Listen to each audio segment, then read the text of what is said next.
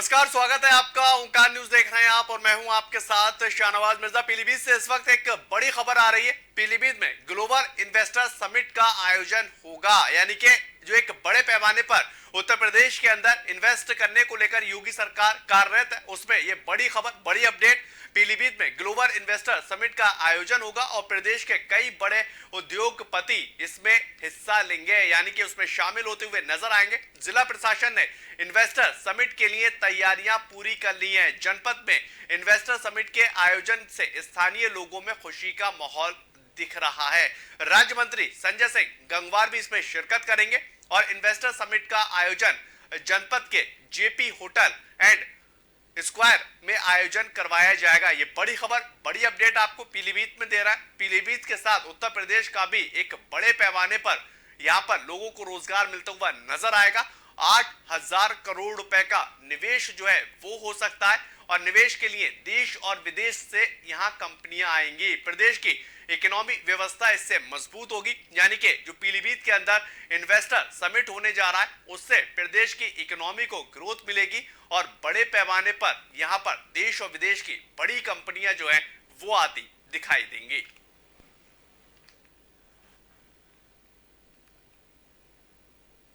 आगे बढ़ेंगे, बात करेंगे सरकार के बाल मजदूरी पर। सख्त कानून के बाद कोई भी अंकुश लगता हुआ बाल मजदूरी पर दिखाई नहीं दे रहा है। हर साल सैकड़ों बच्चे बाल मजदूरी के जाल में फंसते हुए नजर आते हैं। जो बच्चे शारीरिक, मानसिक और नैतिक और स्वास्थ्य के लेकर सुरक्षा में उनकी घातक होती है। बाल श्रम को रोकने को लेकर बाल श्रम विभाग बनाया गया है, लेकिन विभाग बच्चों का शोषण पूर्ण रूप से अंकुश नहीं लगा पा रहा। कुछ बच्चे परिवार के पालन पोषण तो कुछ जबरन बाल मजदूरी के जाल में फंसते हुए नजर आते हैं और हर वर्ष 12 जून को पूरा विश्व जो है विश्व बाल श्रम निषेध दिवस मनाता हुआ नजर आता है। इसी दिन बड़ी बड़ी बातें भी कही जाती हैं और योजना और नियमों का हवाला देते हुए बाल श्रम को जड़ से खत्म करने की लोग कस्में खाते हैं। लेकिन इसके बावजूद भी पूरे वर्ष कहीं ना कहीं आप ये देखते हैं कि किस तरह से जो बाल श्रम है वो चलता हुआ नजर आता है। आपको जानकारी दें कि हाल ही में सरकार ने बाल श्रम करवाते पकड़े जाने पर नए नियम बनाए हैं, जिसमें किसी भी व्यक्ति या संस्था पर 14 साल से कम बच्चे को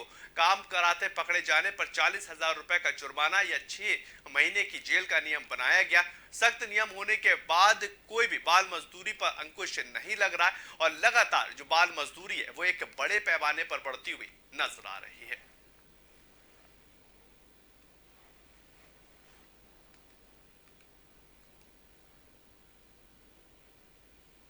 आगे बात सहारनपुर की करेंगे, जहां पर सहारनपुर के अंदर थाना फतेहपुर क्षेत्र का ये पूरा मामला है। प्रवेश कुमार नाम के व्यक्ति जो उत्तराखंड हरिद्वार के रहने वाले हैं वो अपने ससुराल में गए हुए थे। ससुराल में जाने के बाद जहरीली दवा देने की बात निकलकर सामने आई है और मृतक युवक के बयान का ऑडियो जो है वो वायरल होता हुआ नजर आ रहा है। मृतक युवक के पिता के द्वारा संबंधित मामले में रिपोर्ट दर्ज करवाई गई है और वहीं आपको ये जानकारी दें कि 3 महीने पहले प्रेम विवाह जो है वो हुआ था। मृतक युवक ने मरने से पहले ससुराल में अपने घर फोन कर ये बताया था कि ससुराल में उसको जहरीला पदार्थ दिया गया। भगवानपुर थाने के सिकंदरपुर भैंसवाला का रहने वाला ये युवक था और प्रवेश कुमार ससुराल परिजनों ने ससुराल वालों के खिलाफ अब हत्या और मुकदमे को दर्ज करवा दिया। संबंधित मामले में सहारनपुर के एसएसपी डॉक्टर विपिन तांडा ने यह बताया है कि इस विषय में अभियोग पंजीकृत कर लिया गया है और पुलिस अग्रिम वैधानिक कार्य में जुटी हुई है। क्षेत्र में एक युवक की रात में जहर खाया था, जिस पर कि उसे अस्पताल भर्ती करवाया गया। आज उसकी मृत्यु हो गई है। इस पर युवक के परिजनों का आरोप है कि ससुरालियों ने उसे जहर देकर मारा है। पूरे प्रकरण में पुलिस जांच कर रही है और जो भी नियमानुसार कार्रवाई होगी और परिजनों की तहरीर और पोस्टमार्टम रिपोर्ट के आधार पर आगे इसमें अग्रिम कार्रवाई। आगे बढ़ेंगे, बात बाराबंकी की करेंगे। बाराबंकी पुलिस ने सीतापुर के सिधौली कस्बे के मोहल्ला बाजार में एक घर पर न्यायालय के आदेश का उल्लंघन करने के मामले में उपस्थित न होने के आदेश में आरोपी के घर के ऊपर अब कुर्की का जो नोटिस है वो चस्पा कर दिया गया। आपको बताएं, योगी राज्य की पुलिस गाजे बाजे के साथ कई संगीन धाराओं में वंचित चल रहे चंद्र प्रकाश रस्तोगी उर्फ गुड्डू रस्तोगी के घर पहुंची और गाजे बाजे के साथ नोटिस चस्पा दिया। नोटिस के अनुसार थाना रामनगर में एक मामले में वंचित अभियुक्त चंद्र प्रकाश उर्फ गुड्डू न्यायालय के द्वारा भेजे गए वारंट को नहीं मानते हुए नजर आया और यह ऐसा प्रतीत हुआ कि वारंटी न्यायालय के आदेश से बचना चाहता है। नोटिस से चस्पा करने पर बाराबंकी जिले के रामनगर थाने में तैनात उप निरीक्षक रणवीर सिंह ने यह बताया है कि आरोपी चंद्र प्रकाश रस्तोगी उर्फ गुड्डू रस्तोगी पर थाना सिधौली में मुकदमा दर्ज है। आईपीसी की कई धाराओं में वो वंचित चल रहा है और इसमें न्यायालय के द्वारा कई बार अदालत में पेश होने के आदेश दिए गए, न्यायालय में पेश नहीं होता नजर आता है और इसके बाद न्यायालय के द्वारा इनके घर के ऊपर नोटिस चस्पा दिया गया। नोटिस में 30 दिनों का समय दिया गया। यदि 30 दिन के अंदर आरोपी न्यायालय के अंदर पेश नहीं होता है तो आरोपी के खिलाफ कुर्की की कार्रवाई की जाएगी।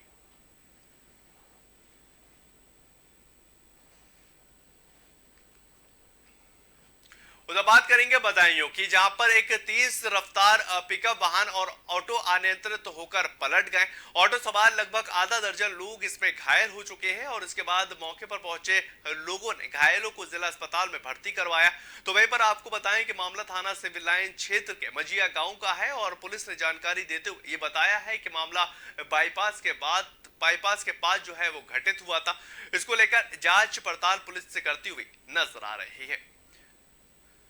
ये तस्वीर आप देखिए, ये बदायूं डिस्ट्रिक्ट की है जहां पर दो वाहनों के बीच में जो है वो टक्कर हुई है और उससे आधा दर्जन लोग जो है वो काफी गंभीर रूप से घायल होते हुए भी नजर आए। दरअसल तेज रफ्तार का कहर जो है वो देखने को मिला और आधा दर्जन लोग उसमें बैठे हुए थे, वो भी घायल होते हुए नजर आए। घायलों को निजी अस्पताल में भर्ती करवाया गया। वहीं आपको ये जानकारी दे कि मामला थाना सिविल लाइन का है और गांव जो है वो मचिया लगता है। पुलिस ने जानकारी देते हुए बताया कि बाईपास के पास ये घटना घटित हुई है। हर एक पहलू की जांच जो है वो पुलिस करती हुई नजर आ रही है।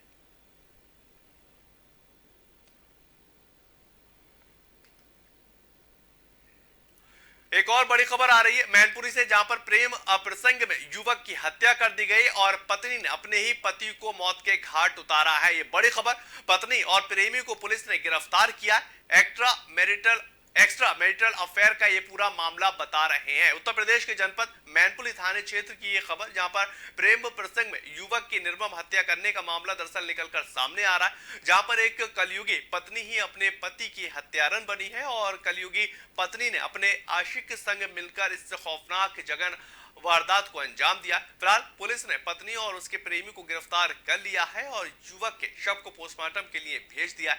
मामले की जांच पड़ताल में आगे पुलिस लगी हुई। सूचना पर पुलिस के आला अधिकारियों ने घटनास्थल का निरीक्षण किया और आपको जानकारी दें कि मामला बिछवा थाना क्षेत्र के नगला पृथ्वीपुर गांव से जुड़ा हुआ है और जानकारी के अनुसार ब्रजेश पुत्र बेचेलाल निवासी पृथ्वीपुर की शादी लगभग 10 वर्ष पूर्व रेनू नाम की एक युवती के साथ हुई थी और विवाह के बाद रेनू ने आदित्य 6 वर्ष और अंशिका की उम्र 4 वर्ष 2 बच्चों को जन्म भी दिया। मृतक नोएडा में रहकर किसी कंपनी में नौकरी करता था और अपने परिवार सहित अपने गांव शादी समारोह में शामिल होने के लिए आया हुआ था। वहीं 26 जनवरी देर रात शादी समारोह से गायब हो गया और इसकी खोज परिजनों ने रात में ही शुरू कर दी, लेकिन वो नहीं मिला, जिससे परिजनों ने गुमशुदगी की रिपोर्ट जो है पुलिस में दर्ज करवाई और शाम को गाँव के 300 मीटर की दूरी पर सरसों के खेत में उसका शव पड़ा मिला। ये थाना बिस्वा के नगला पृथ्वीपुर के ब्रजेश पाल हैं जो 26 तारीख की रात को ये घर से लापता हो गए थे। तो इनके भाई राजेश ने गुमशुदगी दर्ज कराई थी 27 में कल। इसके बाद जब पुलिस सक्रिय हुई तो ये डेड बॉडी गांव के बाहर एक सरसों के खेत में मिली थी, जिसमें चोट के निशान थे सर में। मृतक का एक चचेरा भाई है मोहित, उसके और मृतक की पत्नी से अवैध संबंध थे। इन्होंने अभी हाल में ही ये प्लान किया कि दोनों शादी करके या साथ साथ रहेंगे। 24 तारीख को ये प्लान किया और 26 तारीख को एक पारिवारिक शादी थी, जिसमें रात में 12 साढ़े 12 बजे मोहित मृतक ब्रजेश को गांव के बाहर एक पुलिया में ले गया। वहां पर शराब पिलाया, शराब में कुछ कीटनाशक जहरीला पदार्थ मिला दिया।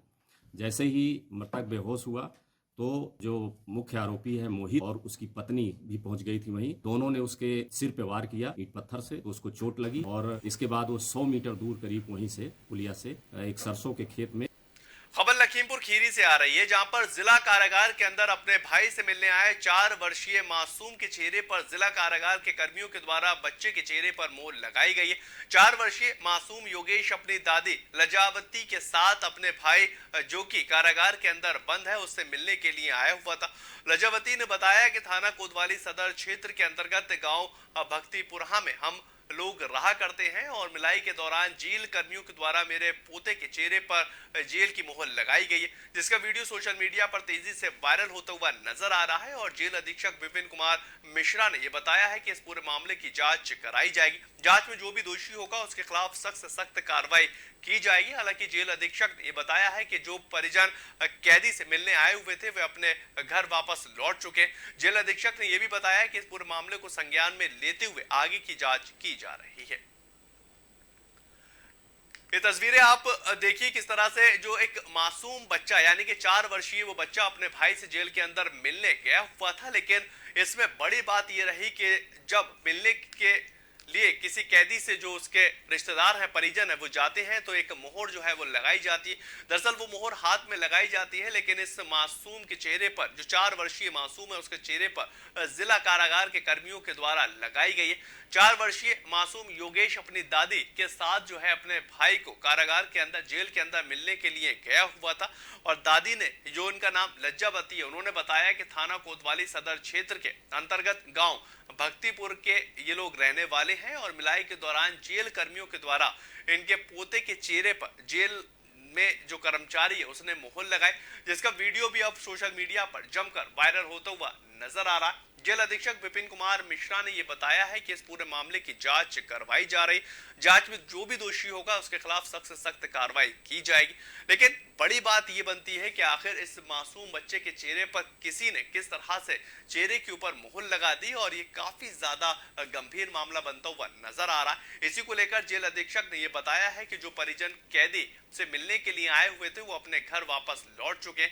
जेल अधीक्षक ने यह भी जानकारी दी है कि इस पूरे मामले को लेकर संज्ञान लिया जा चुका है। जिसने भी ये काम किया होगा उसके खिलाफ सख्त से सख्त कार्रवाई की जाएगी।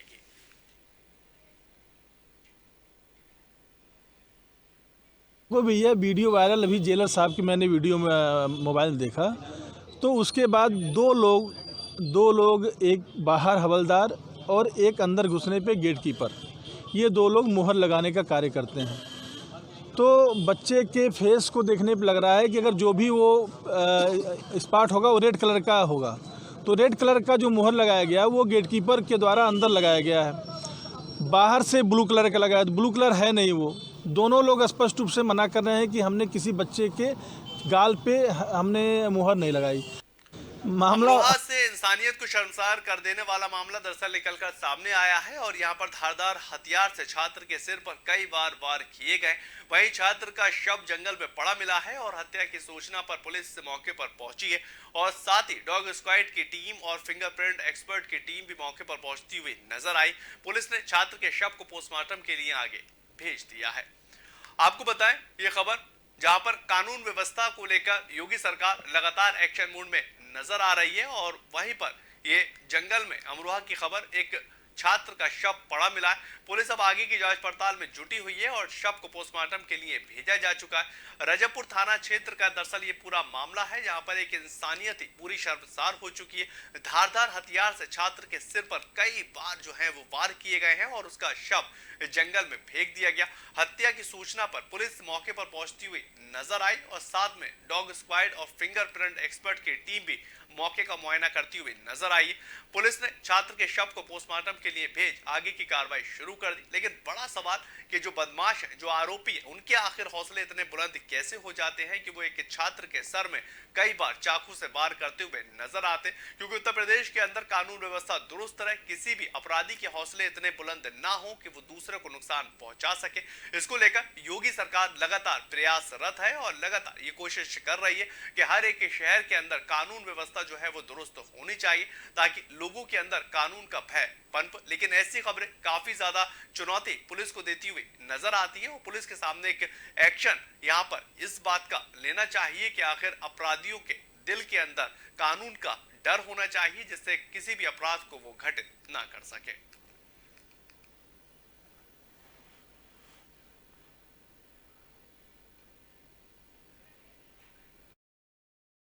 एक युवक पुनीत सन ऑफ राजपाल जिसकी उम्र करीब 18-19 वर्ष है की हत्या की सूचना प्राप्त हुई, जिस पर तत्काल थाना पुलिस व हम लोगों द्वारा मौके पर पहुंचकर छानबीन की गई।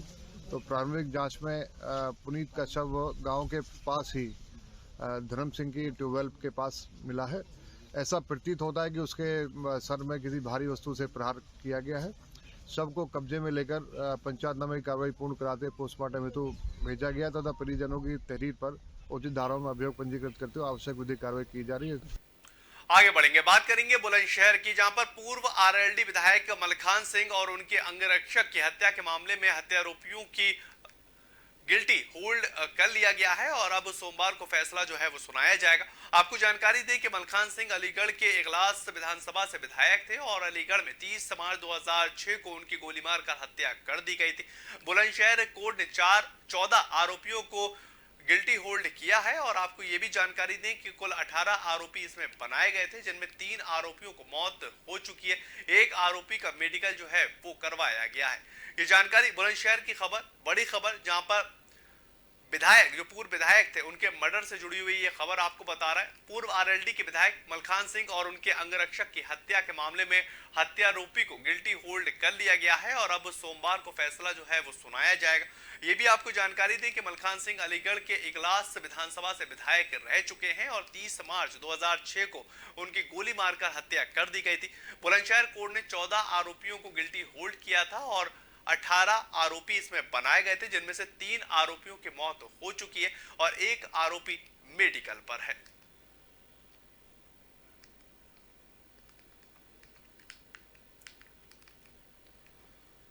उधर बात सहारनपुर की करेंगे। सहारनपुर पुलिस को एक बड़ी सफलता हाथ लगी है जब पुलिस के द्वारा 4 शातिर वाहन चोरों को गिरफ्तार किया गया।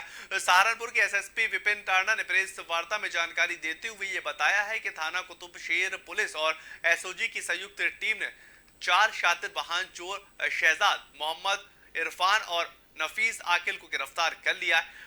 आपको यह भी जानकारी दें कि गिरफ्तार अभियुक्तों के कब्जे से 2 चोरी की होंडा सिटी कार और 2 फर्जी नंबर प्लेट के साथ 2 अवैध तमंचे और 4 जिंदा कारतूस भी बरामद हुए। लगातार पुलिस अभी इस बात को लेकर कोशिश कर रही है कि आखिर इनके तार कहां-कहां जुड़े हुए हैं और किस-किस नेटवर्क के साथ ये लोग जुड़े हुए थे। दरअसल सहारनपुर पुलिस जो है वो कानून व्यवस्था को दुरुस्त बनाए रखने को लेकर और जो चोरी की घटनाएं लगातार बढ़ रही है उनमें कमियां, इसको लेकर लगातार प्रयासरत है। उसी कड़ी में सहारनपुर पुलिस को एक बड़ी सफलता हाथ लगी। पुलिस के द्वारा 4 शातिर चोरों को गिरफ्तार किया जा चुका है और एसएसपी विपिन टांडा ने ये प्रेस वार्ता में यानी कि मीडिया कर्मियों से बात करते हुए ये जानकारी देते हुए बताया है कि थाना कुतुबशेर पुलिस और एसओजी की संयुक्त टीम के द्वारा 4 शातिर वाहन चोरों शहजाद, मोहम्मद इरफान, नफीस और आकिल को गिरफ्तार किया जा चुका है। गिरफ्तार अभियुक्त के कब्जे से 2 चोरी की होंडा सिटी कारें और 2 फर्जी नंबर प्लेट और 2 अवैध तमंचों के साथ 4 जिंदा कारतूस भी पुलिस ने बरामद किए हैं। स्वाट टीम और कुतुबशहर थाने की टीम ने चेकिंग के दौरान 2 luxury car Honda city car बरामद की है जो कि जनपद से पूर्व में चोरी हुई थी। इसी प्रकरण में 4 अभियुक्तों को भी गिरफ्तार किया गया है और ये कारें जो बरामद हुई है इनके ऊपर फर्जी नंबर प्लेट डालकर ये कार चला रहे थे।